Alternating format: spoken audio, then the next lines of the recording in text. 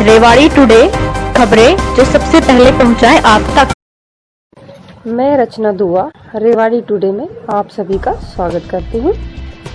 आज रेवाड़ी टुडे में हम आपको मिलवा रहे हैं अंतर्राष्ट्रीय पेंटर मिस्टर एसके राजोटिया जी से, जिनसे बात कर रहे हैं हमारे एसएसपी ग्रुप के पत्रकार मिस्टर धनेश विद्यार्थी जी। इससे पहले कि आपको एसके राजोटिया जी से हम मिलवाते हैं, लेते हैं छोटा सा ब्रेक और ब्रेक के बाद देखते हैं क्या कहते हैं मिस्टर एसके राजोटिया जी। नमस्कार, मैं Manisha Singh, SSP global job FST time और यूट्यूब चैनल नजर की तरफ से आप सभी को दीपावली की बहुत बहुत शुभकामनाएं। धन्यवाद। गुड़गांव में पोस्टिंग है सर मेरी। चित्रकारी का पेशा आप? सर ये वैसे तो बचपन से ही है, लेकिन 2000 के बाद मैंने इस लाइन को मतलब बहुत ज्यादा टाइम दिया है। 2000 से लेके आज तक कंटिन्यू कर रहा हूँ सर इसको। कैनवस पे आने का इरादा कैसे बना आपका?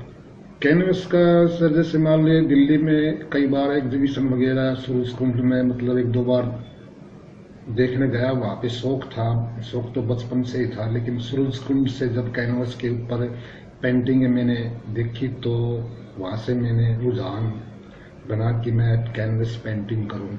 उसके बाद बहुत से जैसे गैलरियों में गया, वहाँ से भी मतलब एक प्रभाव पड़ा मेरे ऊपर कैनवस पेंटिंग की। पूरी का पे चलती है, फोकस क्या रहता है? मेरा फोकस सर मोस्टली जो है मैं सोशल इश्यूज के ऊपर पेंटिंग बनाता हूँ।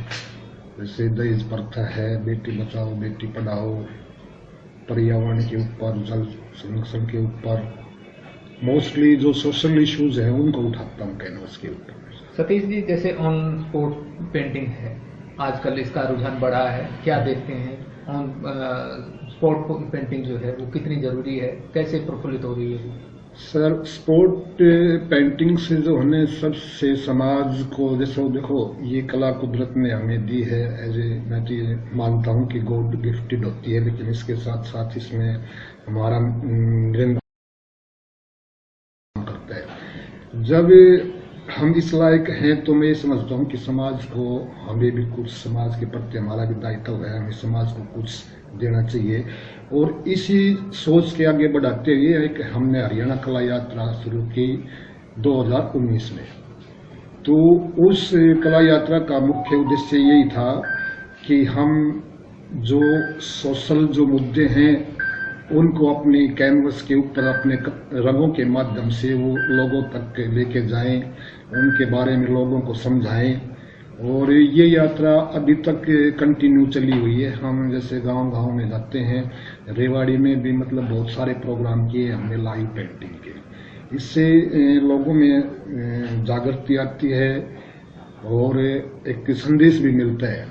अभी जैसे कोरोना काल में जब सब कुछ 2019 में 2020 में जब स्टार्ट हुआ तो सब कुछ लॉकडाउन, सब कुछ अपने बिल्कुल जाम था। उस टाइम पे हमने जैसे रेवाड़ी प्रशासन से आग्रह करके उनसे मतलब अनुमति ली हमने, और साहब रेवाड़ी के अंदर हमने रेवाड़ी के चारों तरफ है रोड पेंटिंग बनाई, जिसमें कोरोना से कैसे बचा जा सकता है, क्या क्या सावधानियां बरतनी चाहिए। और मतलब जो है उसमें कम से कम 15-20 दिन तक कंटिन्यू काम किया और पूरी टीम थी हमारे साथ, और उस टाइम पे प्रशासन का भी बहुत अच्छा सहयोग। नमस्कार, मैं Manisha Singh, SSP global job FST time और यूट्यूब चैनल नजर की तरफ से आप सभी को दीपावली की बहुत बहुत शुभकामनाएं। धन्यवाद। SSP global job consultancy of south Haryana. रोजगार दिलाए, बेरोजगारी भगाए। Launching job card cell. उस टाइम पे प्रशासन का भी बहुत अच्छा सहयोग मिला। कलाकारों को अक्सर अपेक्षा रहती है, ये उनकी सरकार है, प्रशासन है, उनकी उपेक्षा करता है। आपको कैसा महसूस हुआ? नहीं देखो, अब जैसे मान लिया अब हम बिल्कुल ये सब कुछ दूसरे के ऊपर डिपेंड हो जाए, ये तो गलत है। कुछ हमारा भी फर्ज बनता है और इसके साथ साथ प्रशासन भी मदद तो करता ही है। चित्रकारिता का भविष्य क्या देख रहे हैं आप? भविष्य है इसके अंदर भविष्य, लेकिन मेहनत बहुत ज्यादा है साहब। भविष्य है लेकिन मेहनत ज्यादा है। इसके लिए मतलब एक तरह से कि जुनून जो होते हैं ना आदमी के अंदर है, वो अगर जुनून से काम करता है तो भविष्य इसके अंदर बहुत ही बढ़िया है। आपकी उपलब्धियां क्या रही? मेरी उपलब्धियां साहब, जैसे मान लो कई बार स्टेट लेवल के ऊपर भी, डिस्ट्रिक्ट लेवल के ऊपर भी, नेशनल भी, इंटरनेशनल भी। मैंने इंटरनेशनल में जजमेंट भी किया हुआ है साहब। और 2007 में जो है ना, 2007 से मेरे को अवार्ड मिलने शुरू हुए थे। दिल्ली के अग्निपथ आर्ट सोसाइटी थी, उसने 2007 से और 2011 तक लगातार कंटिन्यू हर साल उनका प्रोग्राम होता था, अवार्ड देते थे। 4 साल तक लगातार मेरे को सम्मानित किया। स्टार्टिंग में दिया था उनको, उन्होंने सारी अवार्ड। फिर रविंद्रनाथ टैगोर सम्मान दिया गया, फिर उसके बाद सुकीर्ति सम्मान दिया गया, उसके बाद ससुराल तो सैकड़ों अवार्ड जो मेरे नाम। और जो सबसे बड़ा अवार्ड है वो एक तो देखो आत्मसंतुष्टि होती है, वो मैं अपनी लाइन से, अपने काम से बिल्कुल खुश हूँ कि मैं समाज के लिए कुछ कर रहा हूँ। और 3 बार Guinness book of world record रह चुका हूँ। पहला 2016 में किया था हमने मेरठ के अंदर। उसमें किया था कि जो सबसे लंबी पेंटिंग का जो रिकॉर्ड था वो चाइना के नाम था, 967-68 मीटर के लगभग ऐसी थी। और मेरठ के अंदर ये 14 नवंबर 2016 को हमने 1497 मीटर लंबी जो पेंटिंग बनाई थी। वहाँ पे जो है जो गिनीज ऑफ बुक रिकॉर्ड की जो टीम थी वो आई हुई थी। 2 दिन के बाद उन्होंने उसको मतलब मान्यता दे दी थी कि भाई रिकॉर्ड बन चुका है। उसमें मेरठ प्रशासन का पूरा सहयोग था। 2000 से शुरू हुई आपकी जो चित्रकारिता की यात्रा है वो आज 2021 आ गया है।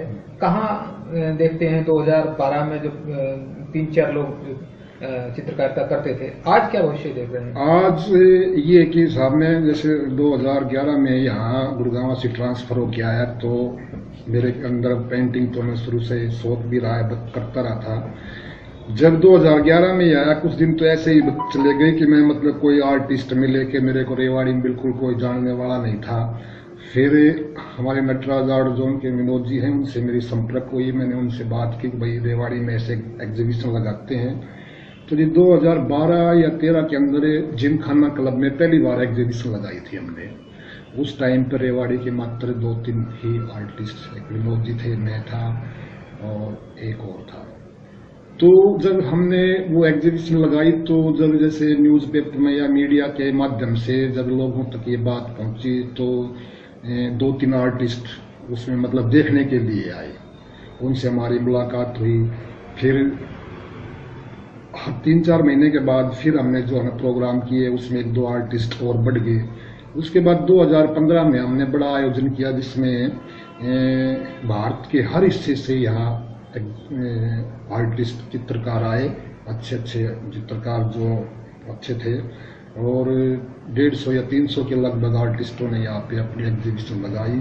उसके अंदर जो है ना अपने जो रेवाड़ी के आर्टिस्ट थे जो भी बिल्कुल या तो काम करना वो छोड़ चुके थे, या जिनको कोई बच्चे होते हैं जिनको काम तो करते हैं वो, लेकिन उनको कोई रास्ता या कोई मार्गदर्शन देने वाला कोई नहीं होता या उनको रास्ता नहीं मिलता।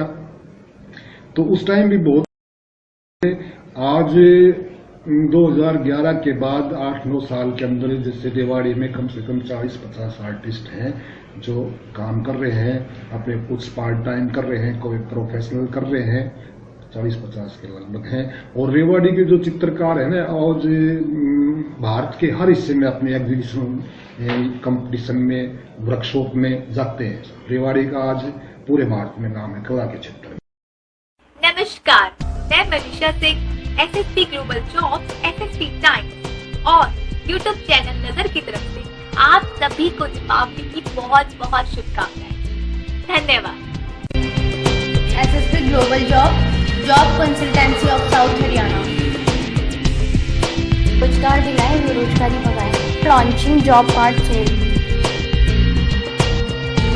रोजगारी की समस्या है, रोजी रोटी की दृष्टिगत क्या चित्रकारिता एक बेहतर रोजगार साबित हो सकता है? बिल्कुल हो सकता है साहब, अगर उसको मतलब देखो निरंतरता से कोई भी काम करते हैं ना, तो मैं तो ये मानता हूँ कि हर फील्ड में आदमी ईमानदारी से आ सकता है। निरंतरता बहुत जरूरी है। आपको क्या लगता है कि रेवाड़ी में ऐसी जो कलाकार काम कर रहे हैं, चित्रकारिता के लिए काम कर रहे हैं, उनके लिए जो कलाकृति है कितने कदरदान समाज में मान?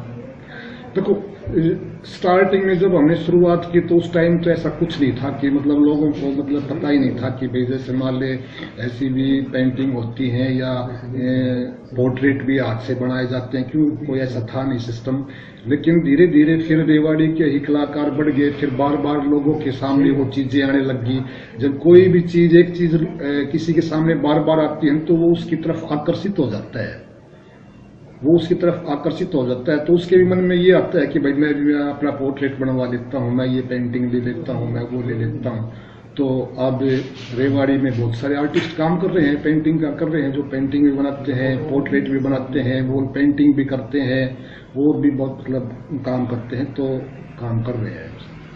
यदि चित्रकला की बात की जाए तो राज्य सरकार की ओर से कला शिक्षकों की बहुत कम नियुक्तियां की जाती हैं, तो क्या मानते हैं कि जो डिप्लोमा धारक हैं वो उनके लिए क्या भविष्य है? देखो मैं तो ये मानता हूँ कि जैसे ये एक सरकार को ये सोचना चाहिए कि ये जो सब्जेक्ट पहले एडिशनल में डाल दिया था, इसकी तरफ ध्यान नहीं दिया था। पेरेंट्स भी मतलब बहुत कम ध्यान देते हैं कि बच्चे को सिर्फ या तो डॉक्टरेट बनाओ या इंजीनियर बनाओ, अपने मतलब इसकी तरफ बहुत कम ध्यान देते हैं।